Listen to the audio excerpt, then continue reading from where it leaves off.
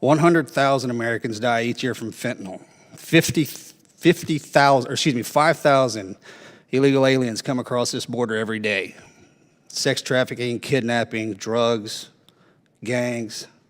In your professional opinion, do you think Secretary Mayorkas is doing a job at all with securing our border south and north?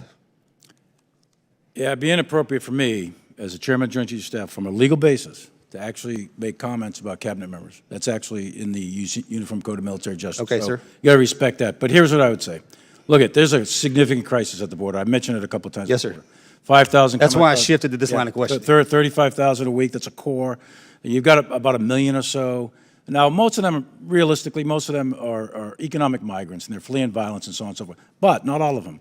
Some of them are not. Some of them are bad. Who knows where they're coming from and what their intent is. So that border crisis is very serious, and it's having a very negative effect on our society in general, and obviously the border states, but well beyond the border states. The fentanyl crisis is compounding that. Now, the question is, what do we do, and how do we get about that? And that is a very complicated area, as you know. I think you have to obviously start right at the border, but there's obviously some things deeper into the so-called battlefield, if you want to call it that, in Mexico, Central America, et cetera, getting at some of the root causes. We have to work with the host nation governments. Talked to Congressman Waltz a little earlier.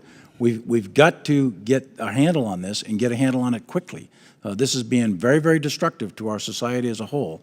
And I am absolutely agree with that for problem identification. The issue is, what do we do about it and how do we do it? We, the military, have certain skills and capabilities that can help, but the lead has got to be law enforcement. I think the leadership itself, sir, translates nicely from military to civilian.